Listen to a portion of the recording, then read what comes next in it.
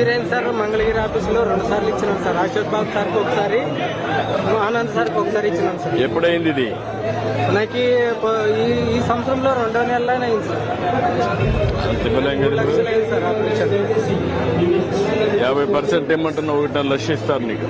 సరే sir. 2 okay, సార్లు వచ్చినాం సార్. మన 1.5 లక్షలు ఇస్తారు, ఇవ్వండి. మంచిది సార్. Thank you.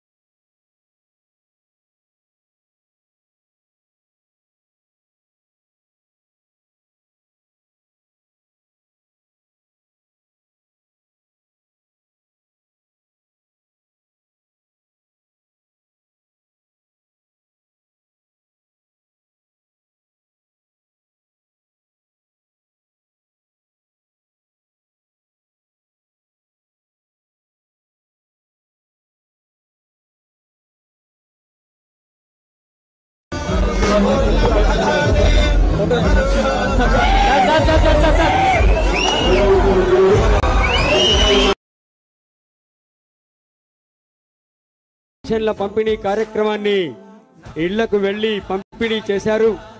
అనంతరం జాతీయ ఉపాధి హామీ పథకంలో భాగంగా రహదారుల నిర్మాణ కార్యక్రమానికి ఆవిష్కరణ చేపట్టి అదిగో కదలి వస్తున్నారు స్వర్ణాంధ్ర నిర్మాణ రథసారథి, ప్రజా సంక్షేమానికి అసలు సిసలు వారధి శ్రీ నారా చంద్రబాబు నాయుడు గారు అదిగదిగో కదలి వస్తున్నారు.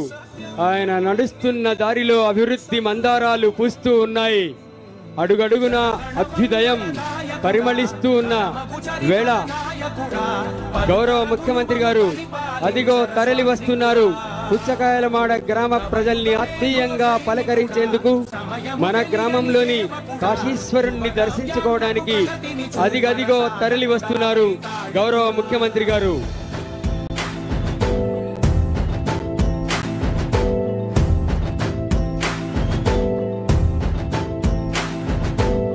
ప్రతి ఇల్లు నిన్నే నిన్నే పిలిచింది,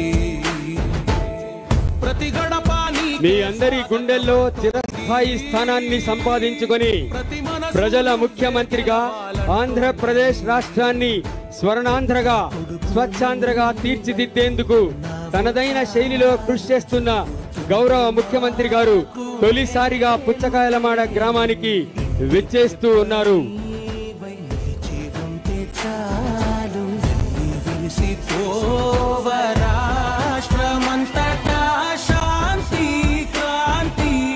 రాష్ట్రాభివృద్ధిని సరికొత్త మలుపు తిప్పుతూ అపారమైన అనుభవశాలిగా, సృజనశీలిగా చరిత్ర సృష్టించినటువంటి గౌరవ ముఖ్యమంత్రి వర్యులు శ్రీ నారా చంద్రబాబు నాయుడు గారు మన మధ్యకు విచ్చేస్తూ ఉన్నారు. తొలిసారిగా ముఖ్యమంత్రిగా పదవీ బాధ్యతలు చేపట్టిన అనంతరం రాయలసీమ సింహద్వారమైన కర్నూలు జిల్లాలోని పత్తికొండకు పుచ్చకాయలమాడ గ్రామానికి విచ్చేసిన గౌరవ ముఖ్యమంత్రికి ఈ ప్రాంత వాసులు ఆత్మీయంగా ఆహ్వానం పలుకుతూ ఉన్నారు, సాదర సుస్వాగతం పలుకుతూ ఉన్నారు. దయచేసి కూర్చోవాలి, ఎక్కడి వాళ్ళు అక్కడ కూర్చోవాలి. మీరెవరు దయచేసి కూర్చోవాలి.